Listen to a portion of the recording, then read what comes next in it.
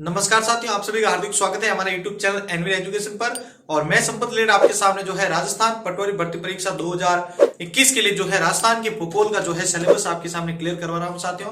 और ये जो है आपके राजस्थान के भौतिक भूभाग और उनकी स्थिति और विस्तार का जो है सेकंड पार्ट है। इसके अंदर हम जो है मध्यवर्ती अरावली पर्वतीय प्रदेश के बारे में डिस्कस करने वाले हैं। इससे पहले एक और पार्ट अपलोड कर दिया गया था जो आपने जरूर देखा होगा।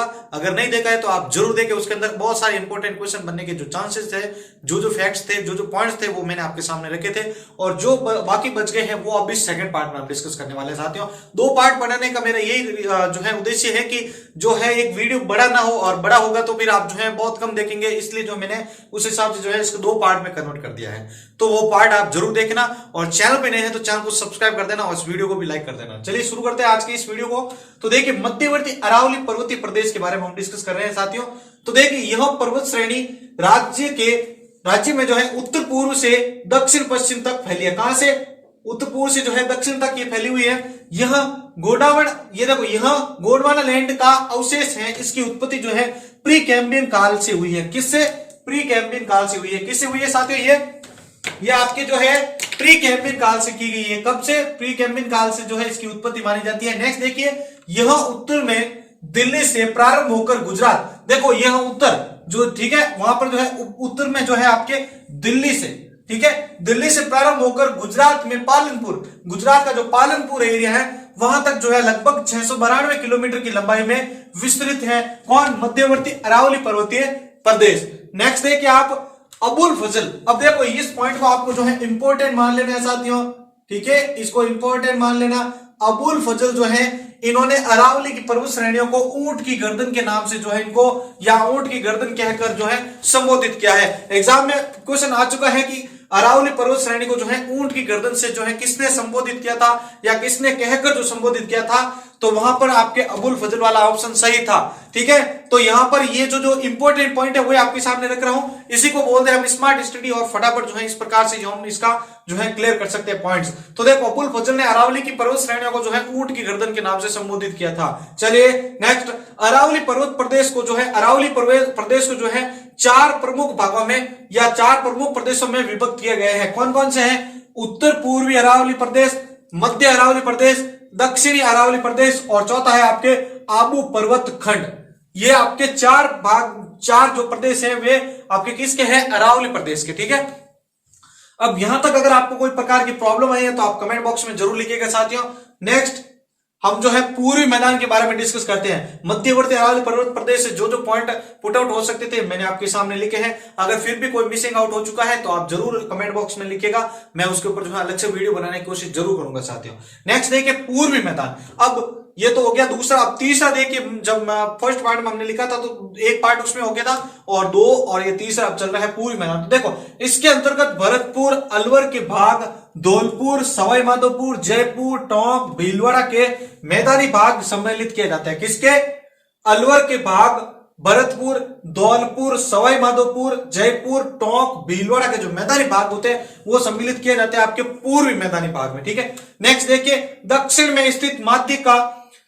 में स्थित मध्य माही का क्षेत्र भी इसमें शामिल होता है। किसका? दक्षिण में जो स्थित मध्य माही का जो क्षेत्र है वो भी इसके अंदर ही हम जो है इंक्लूड करते हैं, इसके अंदर शामिल करते हैं।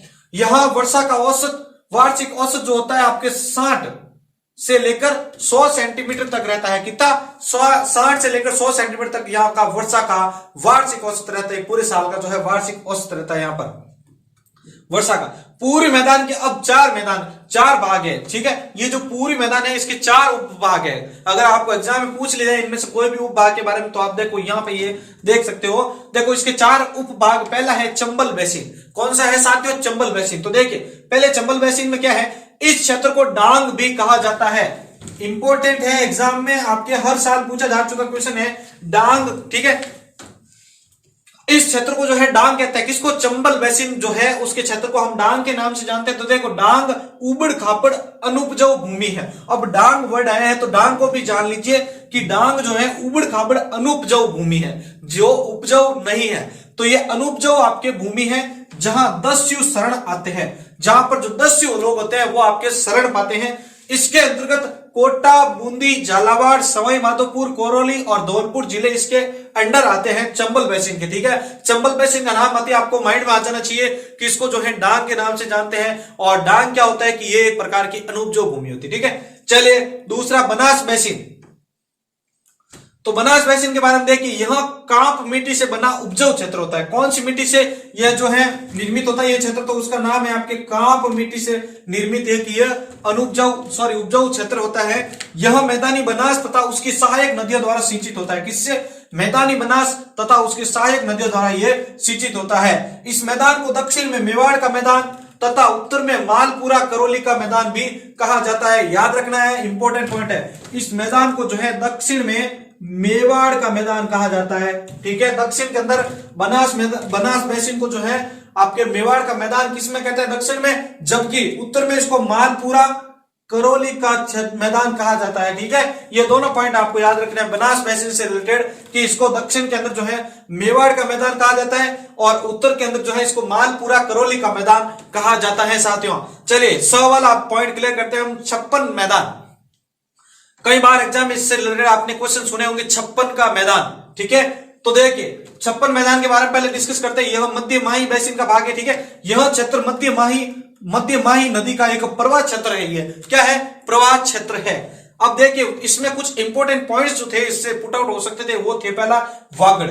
और वागड़ क्या है? इसका दक्षिण से अत्यधिक गहरा व विच्छेदित क्षेत्र वागड़ का मैदान कहलाता है। किसका? 56 मैदान का जो है आपके अत्यधिक गहरा और विच्छेदित, जो विच्छेदित करता है, जिसको बांटता है।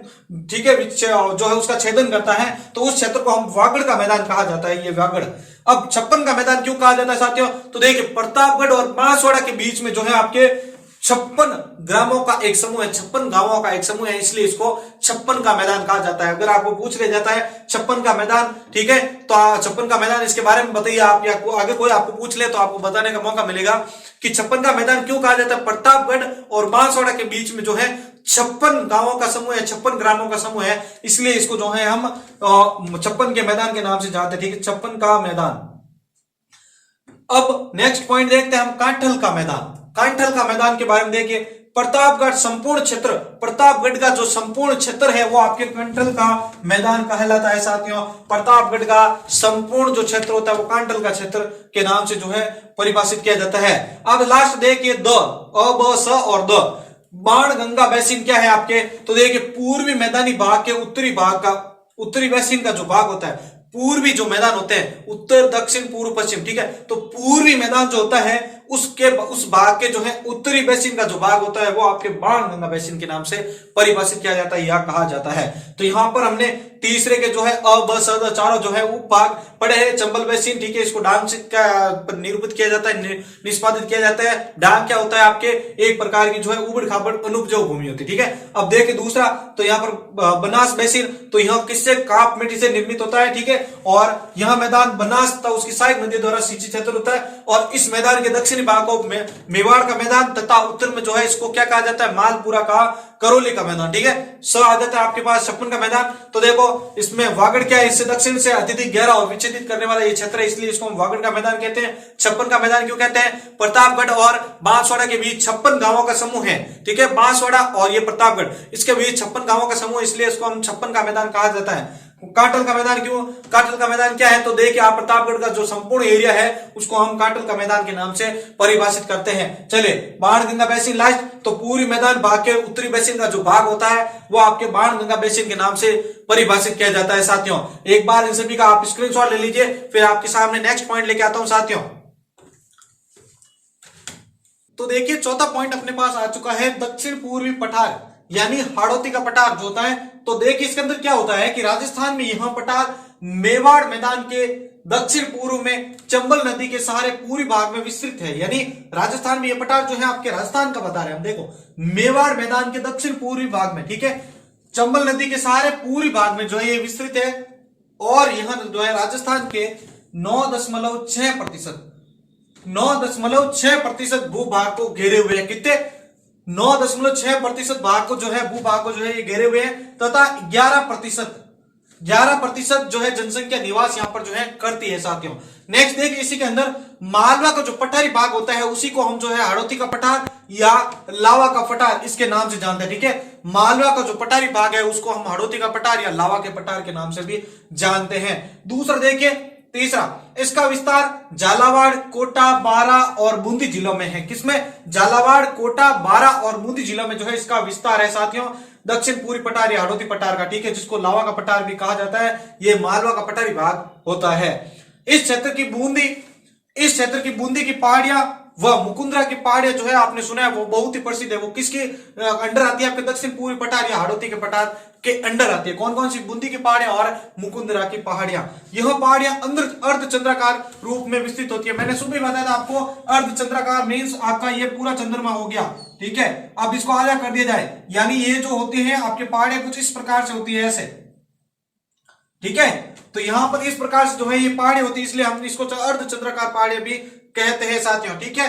तो इसका विस्तार झालावाड़, कोटा, बारा और बूंदी जिलों में है। इस क्षेत्र की बूंदी की पहाड़ी और मुकुंदरा की पहाड़ी सबसे ज्यादा प्रसिद्ध है और ये अर्धचंद्राकार रूप में आपको देखने को मिलती है, ठीक है। हाड़ौती का पठार मुख्यतः दो भागों में विभक्त होता है। आपका जो ये हाड़ौती का पठार है, दक्षिण पूर्वी पठार, इसको दो भागों में बांटा जाता है, ठीक है। कौन कौन सा? यह कगार, पहला तो है आपके विंध्य कगार भूमि, दूसरा है आपके दक्कन वाला पठार। तो देखो विंध्य कगार भूमि क्या है? यह कगार बड़े बड़े बलुआ पत्थरों से निर्मित होता है। किससे? यह कगार, विंध्य कगार भूमि जो होती है आपके बलुआ पत्थर जो होते हैं बड़े बड़े, उनसे जो है ये निर्मित होता है। यह चंबल बनास नदियों के मध्य करौली और धौलपुर जिले का एक प्रकार का जो है भूभाग है साथियों, ठीक है।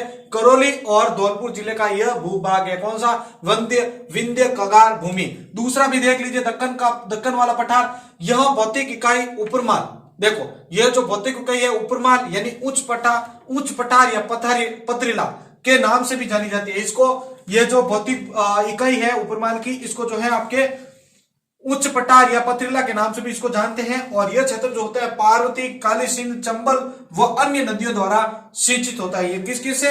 काली सिंध, पार्वती, चंबल व अन्य जो नदियां होती है उसके द्वारा यह सिंचित होती है साथियों। तो यहां पर हमने जो ये चौथा पॉइंट क्लियर किया है, दक्षिण पूर्वी पठार। और अब लास्ट एक और पॉइंट हमारे सामने बचा है कि हम जो शब्दावली आ रही है वो डिस्कस कर लेते हैं साथियों। उसके बाद ये चैप्टर भी आपके क्लियर हो जाएगा साथियों। एक बार इसका स्क्रीनशॉट ले लीजिए, फिर आपके सामने मैं शब्दावली लेकर आता हूं। तो साथियों अब हम जो है कुछ शब्दावलियां हैं या कुछ पठार हैं उनके बारे में है जो डिस्कस कर रहे हैं हम। तो सबसे पहला लेते हैं हम उड़िया या ठडिया का पठार। उड़िया या ठडिया का पठार ये क्या है आपके कि सिरोही जिले में स्थित राजस्थान का सबसे ऊंचा पठार कौन सा है? उड़िया या ठडिया का पठार है। दूसरा देखिए आप आबू का पठार, सिरोही जिले में माउंट आबू पर्वत के निकट राजस्थान का दूसरा सबसे ऊंचा पठार। राजस्थान का सबसे ऊंचा पठार आपके सिरोही जिले में है और वो है आपके उड़िया या ठडिया का पठार। दूसरा है आपका आबू का पठार, ठीक है।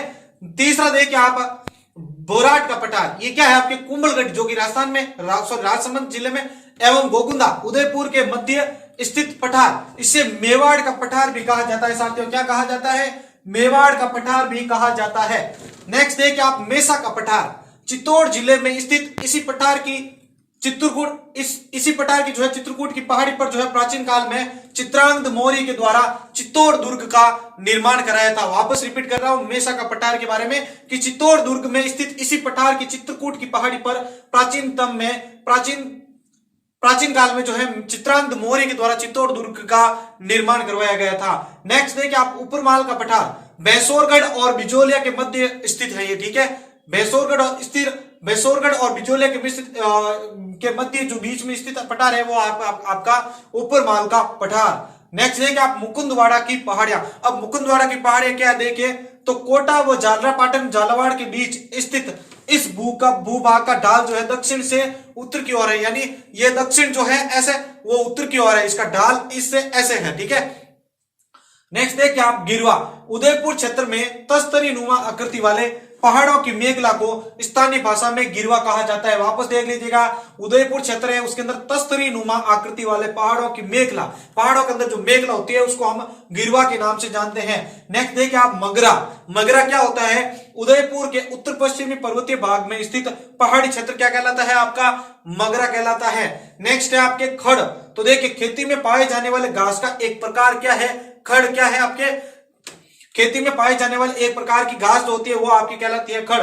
नेक्स्ट देखिए खड़ीर, जैसलमेर जिले के उत्तर दिशा में बड़ी संख्या में स्थित प्याला जिले जो प्राय निम्न कगारों में गिरी रहती है वे आपके खड़ीन कहलाती हैं।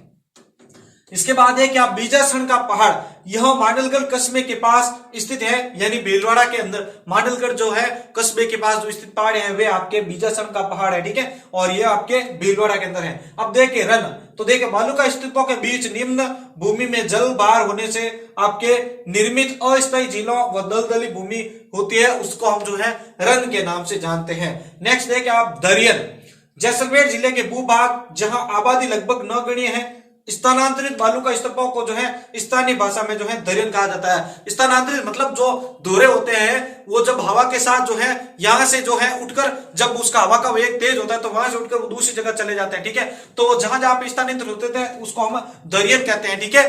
नेक्स्ट देखिए आप यहाँ पर देशहरो, तो जरगा और रागा व जरगा पहाड़ियों के बीच का पठारी भाग क्या कहलाता है, आपके देशहरो के नाम से जाना जाता है। नेक्स्ट देखिए आप उपरमाल, चित्तौड़गढ़ के भैंसोरगढ़ से भीलवाड़ा के बिजोले तक का पठारी भाग आपके क्या कहलाता है साथियों, उपरमाल के नाम से जाना जाता है। नेक्स्ट देखिए आप खेराड़ तथा माल खेराड़ क्या है, तो देखिए भीलवाड़ा जिले की जहाजपुर तथा टोंक का अधिकांश भाग जो है बनास बेसिन के अंदर जो है अंतर्गत जो है स्थित है। नेक्स्ट देखिए आप लसाड़िया का पठार, जयसमंद उदयपुर से आगे पूर्व की ओर विच्छेद व कटाफटा पठार लसाड़िया का जो है पठार कहलाता है। कटाफटा जो पठार है वो आपके लसाड़िया का पठार के नाम से जाना जाता है। नेक्स्ट देखिए आप कुबड़पट्टी, तो देखिए अजमेर नागौर में फ्लोराइड युक्त पानी वाला क्षेत्र, यानी अजमेर और नागौर के बीच में जो फ्लोराइड युक्त जो नमक का जो पानी है वो आपके क्या कहलाता है, कुबड़पट्टी के नाम से जाना जाता है। वो पानी का क्षेत्र जो है कुबड़पट्टी के नाम से जाना जाता है। नेक्स्ट देखिए आप घूघरा घाटी,